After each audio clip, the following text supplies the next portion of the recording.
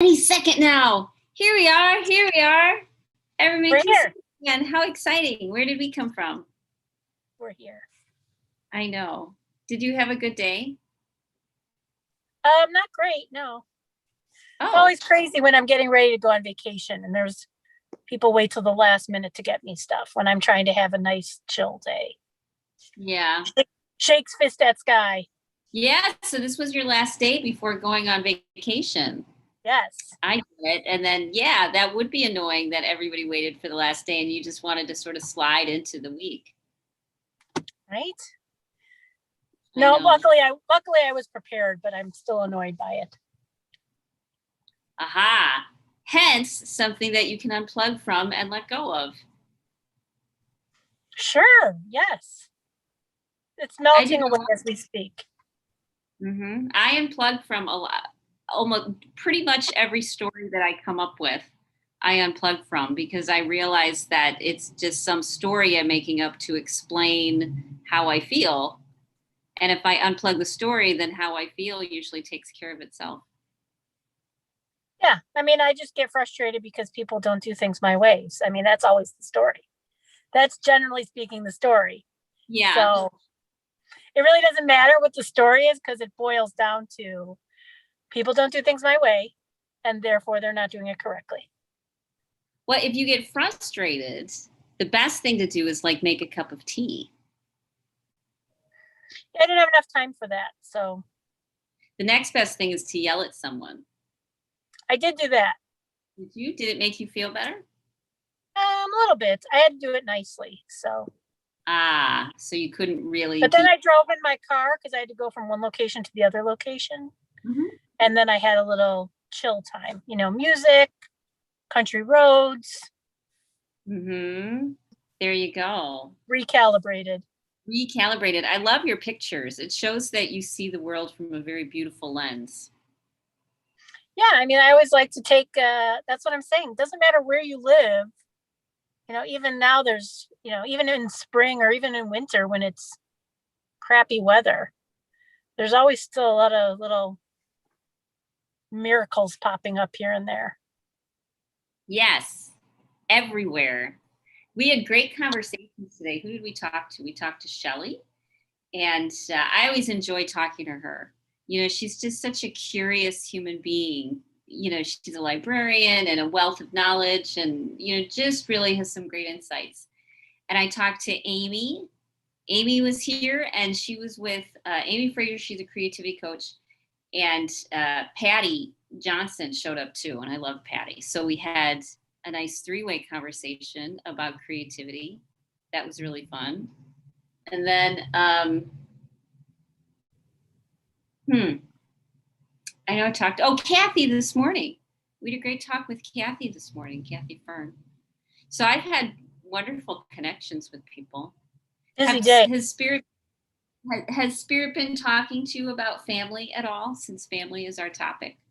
Yeah, so I was getting on my little downtime ride here to talk about a little bit about family and then thinking about our ancestors and thinking about how when we, not just our immediate family or, our family in memory, but I think there's a lot that goes on with not only information, good and bad, that comes down like genetically or DNA wise, like that stuff gets carried in our bodies and we don't even know about it. And then we don't understand, it's just like why you can have a great trait, right? Like a super athletic and your grandparent was super athletic and you can see the familial connection. But I think we miss out on some of the subtle things that happen there too. And so it's good to kind of. We've talked a lot about how trauma physically gets passed down. They studied the children and grandchildren of Holocaust survivors, and the DNA was different before the Holocaust, in them before the Holocaust, and then the DNA they passed down to their children was different because the trauma had planted, some of that in the memory of it. And I think the thing with that we don't quite understand is that DNA isn't fixed. You know, what did they say, like 90 some percent of our DNA, they call it junk DNA because they don't think it does anything. And I'm kind of like, wait till you guys catch up with everything that junk DNA is actually carrying. That's Because how we felt about the appendix before, right? When the yeah, tonsils, we always had these, oh, you don't need that. We'll just take out your gallbladder. Wait a second. I need that thing. It helps me digest stuff. it's doing something. Yeah.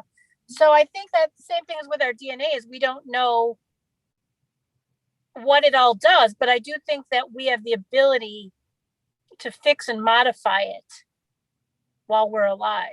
Not necessarily, not only in a bad way by traumas, but then to fix that trauma and also fix the traumas we've inherited. So by working on ourselves, by clearing stuff out of ourselves, we actually get to recalibrate that DNA.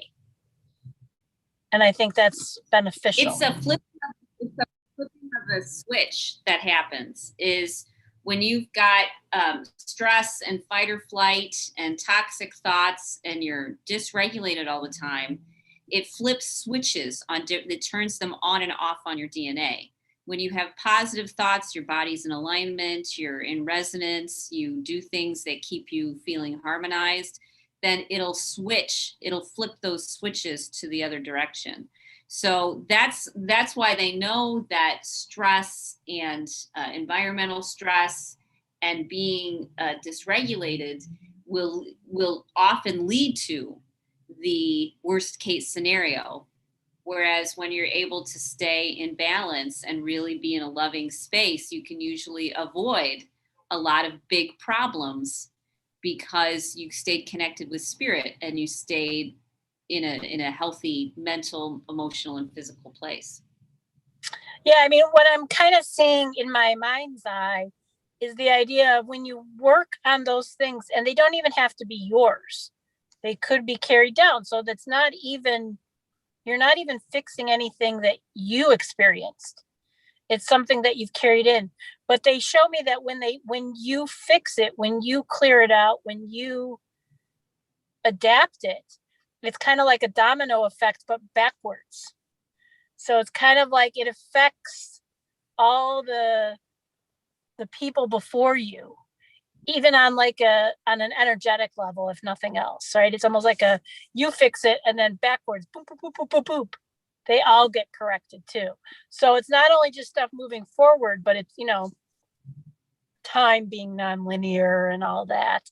It fixes it all, correcting everybody's, kind of spiritual balance.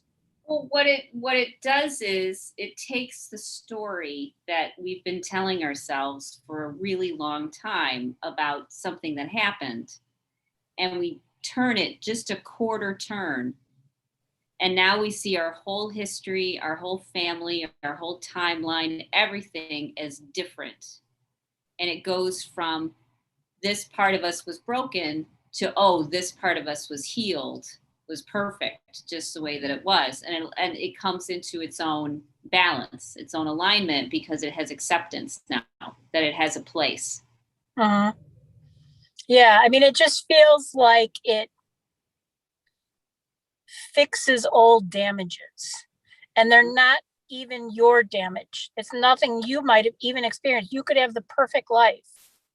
Right. But when you fix this stuff, it's like you're fixing your grandparents' issues or your great grandparents or 10 generations back when something happened. And even if it's become a recessive trait in your DNA, it still kind of gets modified and fixed. And that way, moving forward, it just keeps growing on that. Right. So, it's like getting all of you into alignment, getting your DNA into alignment, getting your spine in alignment, getting your habits in alignment. And I've been doing a lot of prayer and meditation and contemplation lately. And as I've been doing it, my body has been getting itself into alignment. So it's my sacrum's been unlocking. I'm able to get my own back adjusted. I'll do a twist and I'm like, wow, that part of my back never moved before. I'm feeling um, muscles that are letting go, that have been clenched for, who Yeah. knows how, and it's really interesting because everything in our body is interconnected. And so if you let go of one muscle and you've been holding on to it for 30 years, everything else in your body has to adjust to accommodate this new change. And so when you unpack emotional stuff and you work on being in the light, then your body naturally, without you even trying, heals itself and comes into alignment. You just have to give it the space to let it do it. Yeah, I mean, I've kind of been working with that too, where I've had some back issues lately, and the reverse is true, right? Like when one muscle knots up and holds something, it's like rubber bands all in a line. Then it pulls the other one, which pulls another one. The next thing you know, the knot that's in your lower back is actually causing pain in your big toe. Mm-hmm. And until you realize when you're working that knot out and you're pushing on that knot and suddenly your big toe is throbbing, then you can see like, oh, look at that. That's connected to that. But it takes 4 different rubber bands to get there. And so as I'm kind of trying to work some of this out and let these muscles relax, then it all kind of flows the opposite way. Yeah, get a tennis ball if you have one, and put that's it. What I was using. That's what I was using last night. I have a tennis ball. Yeah. Good. I usually put it in a long athletic sock so that I can move it around and pull it out and move Mine's it. actually like a dog toy, so it's got feathers, almost not feathers, but like pieces, like. And so it's got something on it, so I can just be like, no, move it around. Oh, that's cute. It's got feathers on it. I love it. Well, they're not feathers. They're more like tails or strips of material. So cute. Yes, adorable. Adorable. You're adorable. Yes, and being in the body work industry, working with energy work, body work, Asian medicine, as I have for so long, I'm super tuned into these things. And I'm just fascinated to watch when I meditate and be in that space. All sorts of crazy things let go. And I feel little spasms here, and this acupressure, point will release, and this will tingle, and that'll let go. And when everything gets into alignment, literally, your body works the way it's supposed to work. When you get all of the switches flipped to the positive, you get your spine aligned, when you get your emotions unpacked, really cool things start to happen. Yeah, and I feel like that we're all, I mean, it's definitely a work in progress, right? You're never quite completely done. And even when you think you're done, then something else creeps in. So, but it was just making it feel like, when we do it and we figure out stuff, we don't even need to figure it out actually. But when we realize that we're releasing something, or we feel that we're releasing something, it's almost like the, collective consciousness takes like a, like, yeah, oh, you fixed that. We've been working on that for generations and we couldn't get that right. So it's like a multi-generational benefit.